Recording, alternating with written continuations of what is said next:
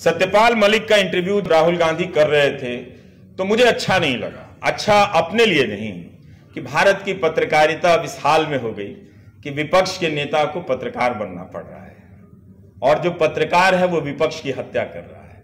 प्रधानमंत्री नरेंद्र मोदी, राहुल गांधी और मुझ में एक चीज कॉमन है, हम तीनों यूट्यूबर हैं लेकिन कुछ कुछ अंतर भी है। राहुल गांधी शायद नहीं कहते हैं कि मेरे चैनल को सब्सक्राइब करो, अगर कहा भी होगा तो मेरे ध्यान में नहीं, लेकिन प्रधानमंत्री ने कहा कि मेरे चैनल को सब्सक्राइब कीजिए, तो उस मामले में मैं उनसे सीनियर हूं क्योंकि उनके पहले से मैं कहता आ रहा हूं कि मेरे चैनल को सब्सक्राइब कीजिए। तो और ट्विटर पर भी मैं उनसे सीनियर हूं, प्रधानमंत्री से उनसे पहले आया हूं ट्विटर पे। तो खैर, अब उनके समर्थक मेरा मजाक उड़ाते थे कि ये ट्विटर पे मांग रहा है और सब्सक्राइबर ढूंढ रहा है, इसको नौकरी से नहीं। देखिए, पत्रकार खुश है पत्रकार की नौकरी जाने से, तो हम यहां तक आ गए हैं। लेकिन वो जब उन्होंने सब्सक्राइबर मांगना शुरू कर दिया तो मैंने कहा चलो एक मामले में तो मेरी जीत हुई, कम से कम मुझे फॉलो कर रहे हैं और ठीक से अच्छे के लिए फॉलो कर रहे हैं। तो यह है कि आपको समझना चाहिए कि प्रधानमंत्री को क्यों यूट्यूब पर आना पड़ा, राहुल गांधी और मुझे क्यों यूट्यूब पर आना पड़ा। दोनों के कारण अलग हैं। प्रधानमंत्री के पास अगर बाजार का मीडिया उसे छोड़ ही दीजिए, बेहिसाब दूरदर्शन के तमाम चैनल हैं, आकाशवाणी के तमाम चैनल हैं, इसके बाद भी उन्हें यूट्यूब पर जाकर कहना पड़ा कि आप हमें सब्सक्राइब कीजिए। इसलिए नहीं कि टेलीविजन के बताया जाता है कि दर्शक कम हो गए हैं, ये कुछ कारण रहे होंगे, या फिर इन एंकरों की साख खत्म हो गई है तो अब ज्यादा उससे वसूली नहीं हो रही है। पर मुझे लगता है कि यह बहुत ज्यादा मजबूत कारण नहीं है। हमें यह कभी भी भ्रम में नहीं रहना चाहिए कि YouTube का जो स्पेस है वो कोई गैर सांप्रदायिक स्पेस है। वहां पर ज्यादा सांप्रदायिकता, मुख्य धारा के गोदी मीडिया से कहीं ज्यादा सांप्रदायिक पत्रकारिता या फिर सामग्रियां, ऐसे कार्यक्रम मजबूती से जमे हुए हैं। तो प्रधानमंत्री उनके तक पहुंचने के लिए कह रहे हैं कि मुझे भी सब्सक्राइब कर लो और अपने अपने कार्यक्रम में मेरा भी थोड़ा थोड़ा डालना शुरू करो। तो ये किए है। लेकिन राहुल गांधी को मीडिया ने जिस तरह से ब्लॉक किया, एक विपक्ष के नेता को, वो जब भी प्रेस कॉन्फ्रेंस करते हैं अदानी के मामले पे तो वो तो कभी दिखाया नहीं जाता है, कभी उस पर बहस नहीं होती कि राहुल, क्योंकि जब आप बहस करेंगे तो अदानी पर जितने भी खबरें छपी हैं वो सब रिसर्च में ऊपर आ जाएंगे, प्रवक्ता बोलने लग जाएगा, तो करना ही नहीं है। तो इस तरह से आपके सामने ये स्थिति बना दी गई है। सत्यपाल मलिक का इंटरव्यू जब राहुल गांधी कर रहे थे तो मुझे अच्छा नहीं लगा। अच्छा अपने लिए नहीं कि भारत की पत्रकारिता अब इस हाल में हो गई कि विपक्ष के नेता को पत्रकार बनना पड़ रहा है और जो पत्रकार है वो विपक्ष की हत्या कर रहा है। तो इसलिए मुझे अच्छा नहीं लगा। और यह भी लगा कि जिस नेता को मीडिया ने मजाक उड़ाया और कमजोर साबित कर दिया, उस नेता ने अपने एक इंटरव्यू से लाखों करोड़ की इंडस्ट्री वाले मीडिया को हमेशा हमेशा के लिए शर्मिंदा कर दिया कि जब तुम नहीं हो तो हम विपक्ष का नेता भी बनेंगे और हम इंटरव्यू भी करेंगे। यह बहुत दुखद क्षण था जब मैं उस इंटरव्यू को देख रहा था। देखते समय हर क्षण मुझे बहुत दुख हो रहा था कि इतना बड़ा देश, इस मीडिया का इकबाल इतना गिर गया कि नहीं, अभी हम भ्रम में नहीं रहते हैं। इस 10 वर्षों में भारत के लोकतंत्र पर कितना हमला हुआ। नागरिकों से जब लोग मुझसे पूछते मुझे क्या करना चाहिए, मैं बताता हूं उपाय। ऐसा उपाय बताऊंगा कि कपड़े भी गंदे नहीं होंगे। तुम इस गोदी मीडिया के अखबार और न्यूज चैनल को 250 रुपया देना बंद कर दो। इतना काम नहीं होता है। जिन अखबारों में सांप्रदायिक खबरें छपती हैं, जिनके खिलाफ छपती है, वो भी लेके पढ़ रहे होते हैं उससे, क्योंकि उनमें उनका भी फोटो छप जाता है कभी कभी। तो जब आप इस मीडिया से नहीं लड़ सकते, तो जब आप कोई भी लड़ाई आज के दौर में इस गोदी मीडिया के बनाए हुए मूल्य जाल से लड़े बगैर, वो लोकतांत्रिक और संवैधानिक लड़ाई हो ही नहीं सकती। इसका मतलब है कि आप समय बर्बाद कर रहे हैं। आम आदमी की अब हालत यह हो गई है कि हर दिन मुझे 50 मैसेज आते हैं कि आप नहीं करेंगे तो कौन करेगा। क्या मैं सारे अखबारों का विकल्प हो सकता हूं, सारे चैनलों का विकल्प हो सकता हूं? जाहिर है नहीं हो सकता हूं। और मुझे हर किसी को हर दिन की शुरुआत में ही हर 50 से 100 लोगों की उम्मीदें तोड़नी पड़ती है, बड़े बड़े अक्षरों में लिखकर बताना पड़ता है कि हां मैं ही हूं और मैं नहीं करूंगा। यह मैं नहीं कर सकता हूं क्योंकि इसके करने की अपनी एक पेशेवर प्रक्रिया होती है जिसके पास मेरे पास संसाधन नहीं है। जो चैनल चल रहे हैं, जो अखबार चल रहे हैं, ये उन्हीं को करना है। और अगर वो नहीं कर रहे हैं तो आपको यह स्वीकार कर लेना पड़ेगा कि अब ये जो भी अवसर है कि अपनी बात कहीं पहुंचाकर सुना दी जाए, वो समाप्त है, वो मृत प्राय है। मैं उसका विकल्प नहीं हो सकता। ये रोज मैं करता हूं। और आम आदमी क्या कर रहा है, अब जब प्रदर्शन करने निकलता है तो वो ट्वीट एक पोस्ट बनाता है, उसी पोस्ट को सैकड़ों दर्जनों पत्रकारों के ट्विटर हैंडल पर पोस्ट करता है, कोई नहीं सुनता है, उसकी कोई नहीं सुनता है। तो पहले होता था कि मीडिया आदमी के पास चलकर जाता था, अब आदमी मीडिया के पास चलकर जा रहा है, तब भी कोई नहीं सुन रहा है उसका।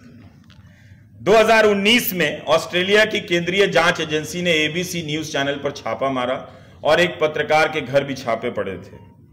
तो क्या हुआ था कि इसके विरोध में वहां के जितने भी क्षेत्रीय अखबार थे, कम प्रसारण वाले, और राष्ट्रीय अखबार थे, अधिकतम प्रसारण वाले, इन सब ने अपने पहले पन्ने पे कुछ काट-पीट लगा दिया काले रंग से, जो लिख के उस पे काली स्याही लगा दी कि जिससे आप पढ़े नहीं। विरोध में सारे अखबारों ने किया था और टीवी चैनलों पर विज्ञापन चला था कि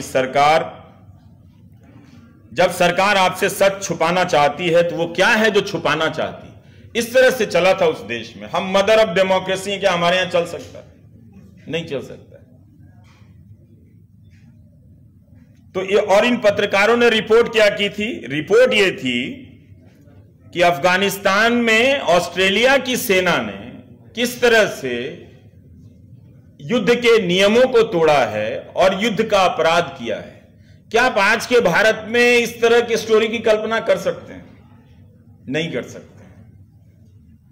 और इससे वहां के जो प्रधानमंत्री थे उस वक्त, नाम भूल रहा हूं, लिख कर लाया था कहीं, स्कॉट मॉरिसन, बड़ी दिक्कत हो गई उनकी। तो एक राइट टू नो कोएलिशन बना था, राइट टू नो कोएलिशन। हमारे यहां right to know, RTI, right to information कानून है, उसकी दुर्दशा आप जाकर देख लीजिए कि क्या हो गई। उस कानून का भी इस्तेमाल सूचना हासिल करने के लिए ये लाखों करोड़ के विज्ञापन वाले मीडिया में आपको एक दो पत्रकार ही मिलेंगे, वो भी अखबार में मिलेंगे। तो जो आरटीआई का कानून लाया गया, जिसका सबसे ज्यादा इस्तेमाल पत्रकारों को करना था, उन्होंने ही सबसे कम किया। 2014 के पहले कुछ हुआ होगा, 2014 के बाद तो अब करते भी नहीं है, और कोई करके लाता है तो भी 5 मिनट है, काफी है, हो जाएगा, खत्म।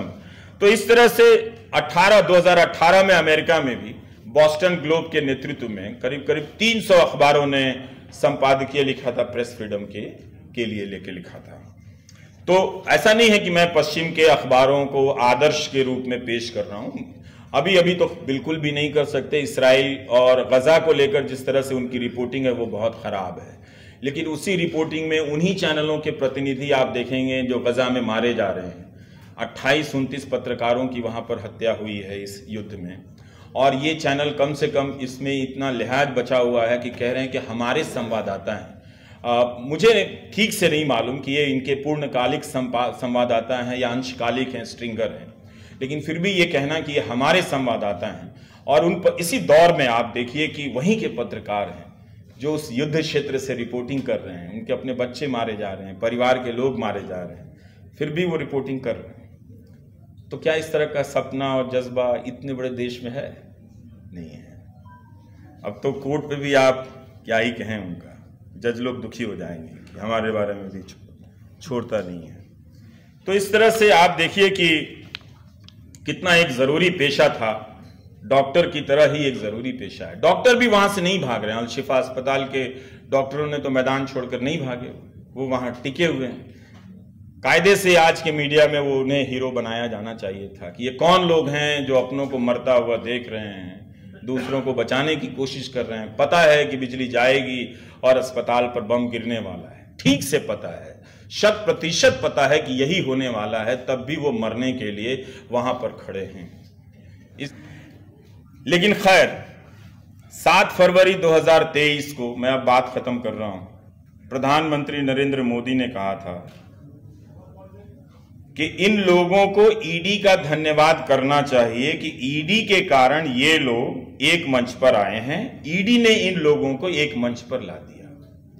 जो आरोप विपक्ष लगा रहा था कि आप ईडी का राजनीतिक इस्तेमाल कर रहे हैं, उस आरोप की स्वीकृति वो संसद में कर रहे थे कि ईडी के कारण इनकी एकजुटता हुई है, ईडी ने इनको ला दिया है। जो काम देश के मतदाता नहीं कर पाए, देखिए अब वो मतदाता को भी कोस रहे हैं, जो काम देश के मतदाता नहीं कर पाए वो ईडी के लोग कर रहे हैं।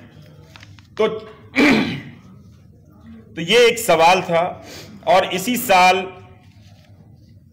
फरवरी में प्रधानमंत्री ने कहा कि मोदी पे भरोसा, ये देखिए जिनके पास गोदी मीडिया का निरंतर सुरक्षा चक्र है,